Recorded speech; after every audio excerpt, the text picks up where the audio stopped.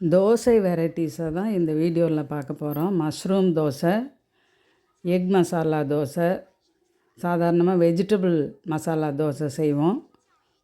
உருளைக்கிழங்கு மசாலா வச்சு அது மாதிரி தோசை. இன்னும் சில தோசைகளை தான் நீங்கள் இதில் பார்க்க போகிறீங்க. முதல்ல நம்ம செய்ய போகிறது மசாலா தோசை. சாதாரணமாக ஹோட்டலில் மசாலா தோசைன்னா உருளைக்கிழங்கு வச்சு செஞ்சுருப்பாங்க.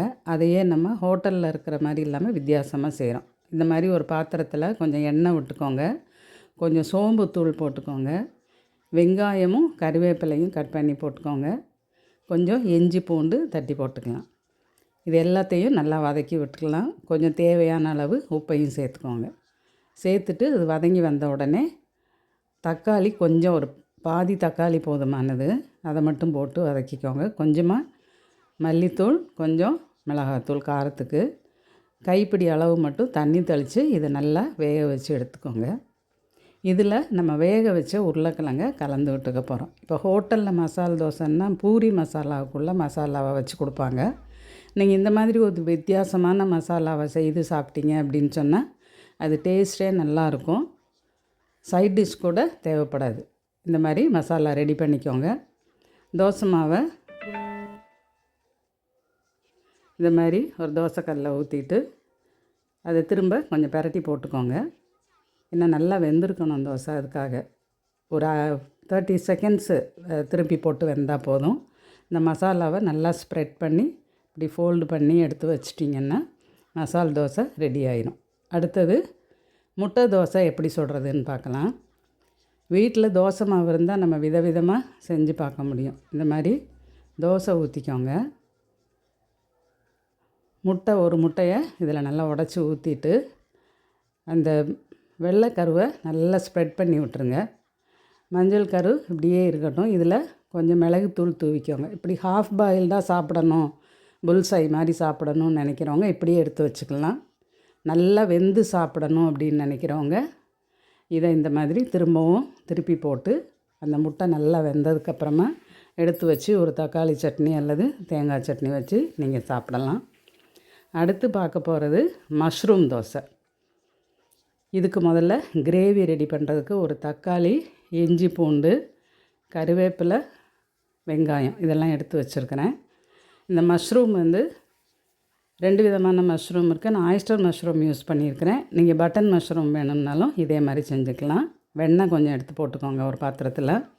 கொஞ்சமாக ஆயிலும் சேர்த்துக்கோங்க.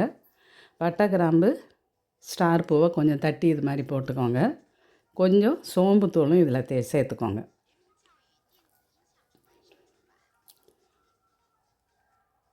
இது கூட கட் பண்ணி வச்சுருக்கிற வெங்காயம், கருவேப்பிலை இதை சேர்த்துக்கோங்க. இது வதங்கின உடனே நம்ம தட்டி வச்சுருக்கிற இந்த இஞ்சி பூண்டு வந்து எல்லாத்துக்கும் போடணும்னு இல்லை, பூண்டு மட்டும் போட்டால் கூட சில டிஷ்ஷுக்கு போதுமானது. அதனால் அதுக்கு தகுந்த மாதிரி நீங்கள் போட்டுக்கலாம். கொஞ்சமாக உப்பு சேர்த்து தக்காளியும் சேர்த்து நல்லா வதக்கி விடுங்க. இது நல்லா வதங்கி வர வரைக்கும் கொஞ்சம் மூடி வச்சுட்டு கொஞ்சம் மல்லித்தூள், காரம் தேவைன்னா மிளகாத்தூள் போடலாம். ஏன்னா கிராம்பெல்லாம் போட்டிருக்கிறதுனால அந்த காரமே போதுமானது. அதனால் நான் மிளகாத்தூள் போடலை. இப்போ இந்த மஷ்ரூமை இதில் போட்டு இந்த மஷ்ரூம் நல்லா வெந்து வாரது வரைக்கும், இந்த மசாலாலாம் நல்லா கலந்து வாரது வரைக்கும் நல்லா மூடி வச்சு நீங்கள் வேக வைக்கணும். இதுக்கு தண்ணியே விட வேண்டாம்.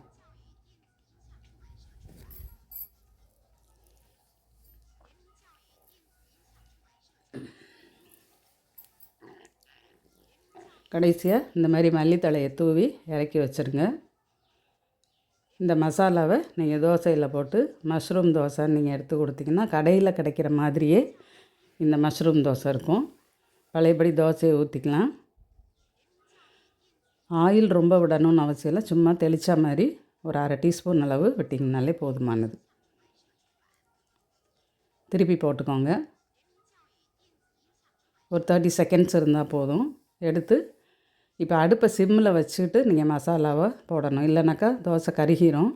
நல்லா சிம்மு கொண்டு வந்துட்டு இந்த மஷ்ரூம் மசாலாவை அதில் வச்சு இந்த மாதிரி ஃபோல்டு பண்ணி எடுத்து வச்சிட்டிங்க அப்படின்னா மஷ்ரூம் மசாலா தோசை ரெடி ஆயிரும். இதுக்கும் நீங்கள் சட்னி வேணும்னா வச்சுக்கலாம். இப்போ பார்க்குறது கறி தோசை. மட்டனில் செய்கிறோம், மட்டன் கறி தோசை. சிக்கன்லையும் செய்யலாம். இப்போ மட்டனை இந்த மாதிரி சின்ன சின்ன துண்டாக நல்ல சின்ன துண்டாக கட் பண்ணி போட்டுக்கோங்க. போட்டு அதுக்கு தேவையான இஞ்சி பூண்டு பட்டை கிராம்பு ஸ்டார் பூவை மிக்சியில் 1-2 அடிச்சுக்கோங்க. இந்த மட்டன் கூட தக்காளி வெங்காயம் இந்த நம்ம அரைச்சி வச்சுருக்கிற அந்த இஞ்சி பூண்டு அதெல்லாம் சேர்த்துக்கோங்க. தேவையான அளவு மல்லித்தூள், காரம் வேணும்னா மிளகாத்தூள் சேர்த்துக்கலாம், கொஞ்சம் உப்பு, கொஞ்சம் மஞ்சள் தூள் இவ்வளவும் சேர்த்து மட்டன் எவ்வளோ நேரம் வேக வைக்கணுமோ அந்த அளவுக்கு வேக வச்சுக்கோங்க. இதில் இருக்கக்கூடிய எலும்பெல்லாம் நீங்கள் தனியாக எடுத்து குழம்பா வச்சுக்கலாம். மட்டன் பீஸை மட்டும்தான் நம்ம இதில் யூஸ் பண்ண போகிறோம். நல்ல பொடி பொடியாக கட் பண்ணி எடுத்துக்கிட்டிங்கன்னா நல்லாயிருக்கும். இப்போ பாத்திரத்தில் எண்ணெய் விட்டு சோம்பு போட்டு வெங்காயம் கருவேப்பிலை தாளிச்சிட்டு இந்த வேக வச்சுருக்கிற மட்டனை எலும்பு இல்லாமல் இருக்கக்கூடிய பகுதியை மட்டும் போட்டுக்கோங்க. அந்த கிரேவி அந்த மசாலா கிரேவி அதில் இருக்கிறத அதுலேயும் ஒரு 2 கரண்டி இதில் எடுத்து விட்டு அது கொஞ்சம் வத்துற வரைக்கும் நல்லா அதை கிண்டி விட்டுக்கோங்க. கடைசியாக மல்லித்தழையை தூவி இதை இறக்கி வச்சுருங்க. கறி தோசையெல்லாம் ஹோட்டலில் வாங்க போனீங்கன்னா ரொம்ப விலையும் இருக்கும், அதே சமயத்தில் அதில் ரொம்ப கறியும் இருக்காது. இப்போ நம்ம வீட்டில் குழந்தைங்களுக்கு நல்லா நிறைய மட்டன் வச்சு அவங்க திருப்தியாக சாப்பிட்ற அளவுக்கு நீங்கள் செஞ்சு கொடுக்கலாம். இது மாதிரி திருப்பி போட்டுட்டு உடனே திருப்பிடுங்க. திருப்பி இந்த வேக வச்சு வச்சுருக்கிற மட்டன் அது சுக்கா மாதிரி நீங்கள் வேக வச்சு எடுத்துக்கிட்டிங்கன்னா இதில் வச்சு இதை எடுத்து கொடுத்தீங்க அப்படின்னு சொன்னால் கறி தோசை இதுவும் டேஸ்ட்டாக இருக்கும். இதையும் நீங்கள் ட்ரை பண்ணி பாருங்கள். அடுத்து நம்ம செய்கிறது பன்னீர் தோசை. இதுக்கு வெங்காயம் கருவேப்பிலை பூண்டு மட்டும் தட்டி வச்சுருக்கிறேன், இஞ்சி வேண்டாம், தக்காளி கொத்தமல்லி தழை. இந்த பன்னீரை என்ன பண்ணணுன்னா கையில் இது மாதிரி நீங்கள் உதுத்து விட்டிங்கன்னாக்கா இந்த அளவு 1-2 உதிர்ந்து வந்துடும். அதுக்கப்புறம் ஒரு பாத்திரத்தில் கொஞ்சமாக பட்டர் போட்டு கொஞ்சம் எண்ணெயும் சேர்த்துக்கிட்டு இதுலேயும் பட்டை கிராம்பு ஸ்டார் பூ கொஞ்சம் சோம்பு இதையும் கலந்து இந்த வெங்காயத்தையும் தக்காளியையும் கலந்துக்கோங்க. இது கூட அந்த கட் பண்ணி வச்சுருக்கிற தட்டி வச்சுருக்கிற அந்த பூண்டையும் சேர்த்துக்கோங்க. தேவையான அளவு உப்பு சேர்த்துக்கோங்க. 1 டீஸ்பூன் அளவுக்கு மல்லித்தூள், ஏன்னா காரத்துக்கு நம்ம வேறு எதுவும் இதில் சேர்க்கலை, கொஞ்சமாக மிளகாத்தூளும் சேர்த்துக்கோங்க. பன்னீர் போடும்போது இந்த காரம் சரியாக போயிடும். இப்போ தக்காளி கொஞ்சமாக போட்டு வதக்கிட்டு அதை கொஞ்சம் மூடி வச்சிங்கன்னாக்கா நல்லா வெந்து வந்துடும். வெந்து வந்ததுக்கப்புறமா நம்ம இந்த கையில் உதுத்து வச்சுருக்கிற இந்த பன்னீரை இதில் சேர்த்துக்கோங்க. இது ஏறக்குறைய ஸ்க்ராம்பிள்டு எக் மாதிரியே இருக்கும் பார்க்குறதுக்கு. இது மாதிரி போட்டு அது கூடவே மல்லித்தழையும் போட்டுருங்க. ஏன்னா பன்னீர் ரொம்ப நேரம் குக் ஆகணும்னு அவசியம் இல்லை. மல்லித்தழையையும் ஒன்றா போட்டு கலந்து விட்ட உடனேயே நீங்கள் இறக்கி வச்சிடலாம். இறக்கி வச்சுட்டு பழையபடி ஒரு தோசையை ஊற்றி அதில் இந்த மசாலாவை வைக்கணும். தோசையை திருப்பி போட்டதுக்கு அப்புறமா நீங்கள் மசாலாவை வச்சு திரும்ப ஃபோல்டு பண்ணி கொடுத்தீங்கன்னா தோசை நல்லா வெந்ததுன்னு நமக்கு ஒரு திருப்தி இருக்கும். இப்போ ஹோட்டல்ஸ்லலாம் திருப்பி போட மாட்டாங்க. நம்ம வீட்டில் செய்யும்போது கொஞ்சம் நல்லபடியாக குக் பண்ணலாம் அப்படின்றதுக்கு திருப்பி ஒரு தடவை போட்டுட்டு அப்புறமா மசாலாவை வைக்கணும். இந்த தோசைக்கும் சைட் டிஷ் இல்லாமல் சாப்பிடலாம். வேணும்னா ஒரு தக்காளி சட்னி வச்சுக்கோங்க. அடுத்தது வெஜிடபிள் தோசை அல்லது இதை ஊத்தப்பம்னு கூட நீங்கள் சொல்லிக்கலாம். இதுக்கு பீன்ஸ், கேரட், கேபேஜ் இது எல்லாத்தையும் சின்ன சின்னதாக கட் பண்ணி கொஞ்சமாக ஒரு 1/4 டம்ளருக்கும் குறைவான அளவு தண்ணி லேசாக அது வேகிற அளவுக்கு தான் விட்டு கொஞ்சமாக உப்பு போட்டு இதை வேக வச்சு எடுத்துக்கோங்க. வெந்ததுக்கப்புறமா இதில் கொஞ்சம் தாளித்து ஊற்றணும். நம்ம இது மாதிரி எண்ணெய் விட்டு கொஞ்சமாக ஜீரகப்பொடி, கொஞ்சம் மிளகாத்தூள் காரத்துக்கு, குழந்தைங்களுக்குன்னா நீங்கள் மிளகாத்தூள் அவாய்ட் பண்ணிக்கலாம். கருவேப்பிலையும் போட்டு இதை நீங்கள் இந்த மாவு இந்த காய்கறியோடு நீங்கள் கலந்துக்கலாம். இதை இப்படியே நீங்கள் மாவில் கலந்து இட்லியாகவும் ஊற்றிக்கலாம். இந்த மாதிரி கலந்துட்டிங்கன்னா இட்லி வெஜிடபிள் இட்லியாக செஞ்சுக்கலாம். தோசையாக ஊற்றுறதா இருந்தாக்கா கொஞ்சம் ஆனியன் கட் பண்ணி அதையும் நீங்கள் வதக்கி போட்டுக்கோங்க. கொஞ்சம் மல்லித்தழையையும் சேர்த்துக்கோங்க. இந்த மாதிரி மல்லித்தழையையும் சேர்த்துக்கிட்டு நல்லா கலந்து விட்டுட்டு இதை தோசையாக நீங்கள் ஊற்றலாம். இது நீங்கள் மெல்லிசாக நைஸாக ஊற்ற முடியாது, இந்த காய்கறி எல்லாம் இருக்கிறதுனால. எல்லா வெஜிடபிள்ஸும் போட்டு தோசை. கேரட் தோசைன்னு தனியாக செய்யலாம். இது எல்லா வெஜிடபிள்ஸும் போட்டு ஒரு தோசை சுட்டுருக்குறோம். குழந்தைங்கள வெஜிடபிள் சாப்பிட வைக்கணுன்னா இந்த மாதிரி நீங்கள் ஏதாவது செய்து கொடுக்கலாம். இதிலையே நடுவில் ஒரு முட்டையையும் கூட நீங்கள் போட்டு அதையும் சேர்த்து கூட வேக வச்சு கொடுத்தாலும் குழந்தைங்க விரும்பி சாப்பிடுவாங்க.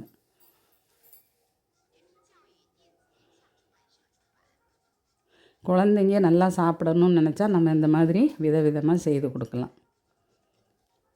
அடுத்தது ஸ்க்ராம்பிள்டு எக்கு மசால் தோசை. இதுக்கு ஒரு முட்டை அல்லது நம்ம எத்தனை பேர் இருக்கீங்களோ அதுக்கு தகுந்த மாதிரி முட்டையை இந்த மாதிரி ஒரு பாத்திரத்தில் எண்ணெய் விட்டு கொஞ்சமாக உப்பு போட்டு இந்த எக்கு அதில் உடச்சி ஊற்றி ஸ்க்ராம்பிள்டு எக்காக மாற்றிக்கோங்க. நல்லா கிண்டி விட்டுட்டிங்கன்னாக்கா அது ஸ்க்ராம்பிள்டு எக் ஆயிரும். இதை எடுத்து இதுக்கு தேவையான மசாலாவை ரெடி பண்ணி அதில் இதை நீங்கள் கலந்துக்கலாம்.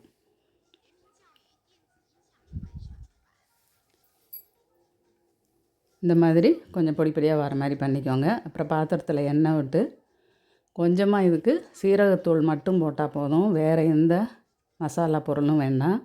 வெங்காயமும் கருவேப்பிலையும் போட்டுக்கோங்க. போட்டு இது நல்லா வதங்கி வந்த உடனே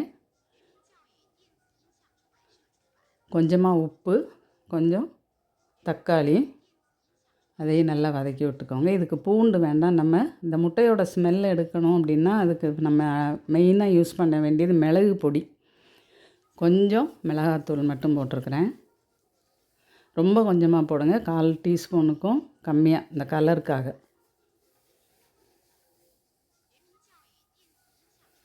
இப்போ இந்த எக்கையும் அதில் சேர்த்து நல்லா கலந்து விட்டுருங்க. இதுக்கு மல்லிப்பொடி வேணும்னா போட்டுக்கலாம், நான் போடலை. கடைசியாக கொஞ்சமாக மிளகுத்தூள் போடுறதுனால மிளகாத்தூளை போடாமலும் விடலாம். காரம் வேணும்னா நீங்கள் போட்டுக்கலாம்.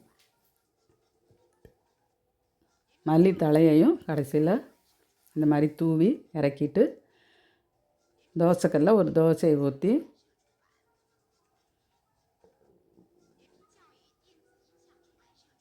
அதில் இந்த மசாலாவை நம்ம வச்சு மடித்து கொடுத்தோம்னாக்கா ஸ்க்ராம்பிள்டு எக்கு மசாலா தோசைன்னு நம்ம செய்ய ஆரம்பித்தோன்னா நிறைய செஞ்சுக்கிட்டே போகலாம். இப்போ ஒரு 4-5 தோசை வெரைட்டிஸ் போட்டிருக்கிறேன். இனி மீதி செய்யும்போது அதுவும் உங்களுக்கு அடுத்த வீடியோவாக வரும். ஒவ்வொரு வெஜிடபிளையும் வச்சு சொரக்காயில் தோசை சுடலாம், தக்காளி தோசை, இந்த மாதிரி நம்ம நிறையா தோசை வெரைட்டிஸை செஞ்சுக்கிட்டே இருக்கலாம். அடுத்தது ஆம்லெட்டு தோசை. இதுவும் முட்டை போடுறோம். ஆனால் கூடவே என்ன செய்கிறோம்னாக்கா வெங்காயத்தை அந்த முட்டை கூட சேர்த்து ஆம்லெட் மாதிரி இந்த தோசையில் ஊற்றி எடுக்க போகிறோம். கொஞ்சமாக உப்பு, கொஞ்சம் வெங்காயம், கருவேப்பிலை போட்டு நல்லா வதக்கிட்டு முட்டையை அதில் போட்டு நல்லா அடித்து எடுத்து வச்சுக்கோங்க. இது மாதிரி தோசையை ஊற்றிக்கோங்க. அப்புறம் இந்த அடித்த முட்டையை இது மேலே நீங்கள் ஊற்றிக்க போகிறீங்க.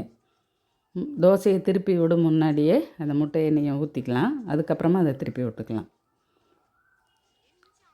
ஒவ்வொரு தோசைக்கும் டேஸ்ட்டில் கொஞ்சம் கொஞ்சம் வேரியேஷன் இருக்கும். குழந்தைங்க அப்படின்னு வரும்போது நீங்கள் ஒன்றொன்றும் ஒரு புது விதமான தோசையாக தான் பார்ப்பாங்க. அவங்க நல்லா சாட்டிஸ்ஃபேக்டரியாக சாப்பிடணுன்னா நம்ம கொஞ்சம் இந்த மாதிரி எஃபர்ட் எடுத்து செய்து கொடுக்கலாம். ரொம்ப கஷ்டமான வேலைகளும் கிடையாது. இந்த மாதிரி கொஞ்சம் மிளகுத்தூளை கடைசியாக தூவிக்கோங்க. திருப்பி போட்டு வெந்த உடனே இதை எடுத்து வச்சுக்கோங்க. இதுக்கு தண்ணி சட்னி அரைச்சி வச்சுக்கிட்டிங்கன்னா ரொம்ப நல்லாயிருக்கும். பொட்டுக்கடலை தேங்காய் எப்போயும் நம்ம அரைக்கிற சட்னி தான். அதையே கொஞ்சம் தண்ணியாக வச்சுக்கிடணும் நீங்கள்.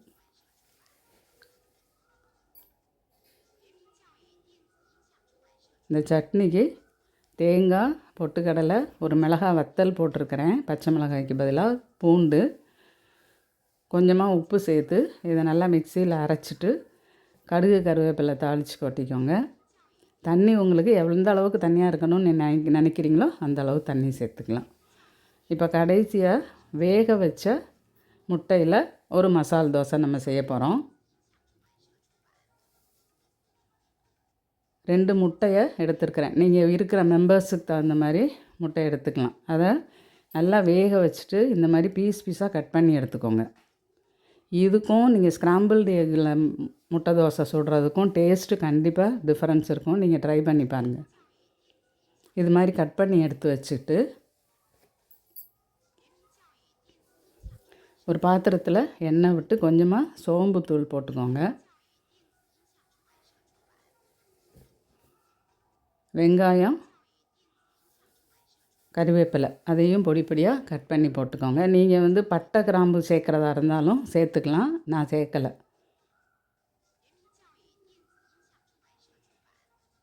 பூண்டு சேர்த்துக்கோங்க. கொஞ்சமாக உப்பு சேர்த்து வதக்கிட்டு கொஞ்சமாக ஒரு தக்காளி, ஏன்னா 2 முட்டை போட்டிருக்கோம், அதனால் நல்லா ஒரு பெரிய தக்காளியாகவே கட் பண்ணி போட்டுக்கலாம். போட்டு அதை நல்லா வதக்கிட்டு கொஞ்சம் நேரம் மூடி வச்சிங்க அப்படின்னு சொன்னாக்கா நல்லா வெந்து வந்துடும். அதுக்கப்புறமா 1 டீஸ்பூன் அளவு குழம்பு மல்லித்தூளும் கொஞ்சமாக மிளகாத்தூளும் சேர்த்துக்கோங்க.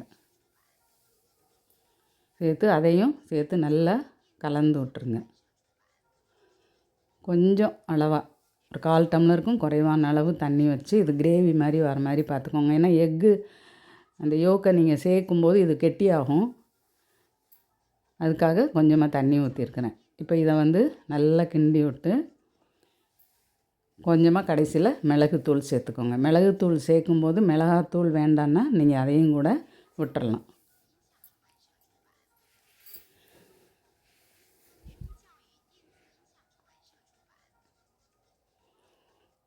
இது மாதிரி தோசை ஊற்றி இதில் நீங்கள் அந்த எக்கு கிரேவியை வச்சு ஸ்டஃப் பண்ணி கொடுத்தீங்கன்னா குழந்தைங்க நல்லாவே சாப்பிடுவாங்க. நீங்கள் ட்ரை பண்ணி பாருங்கள்.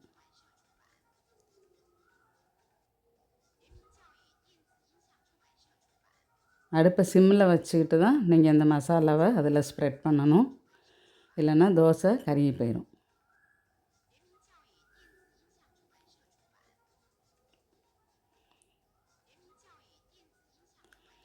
இது மாதிரி இன்னும் நிறையா தோசை வெரைட்டிஸ் அடுத்த வீடியோக்களில் வரும்.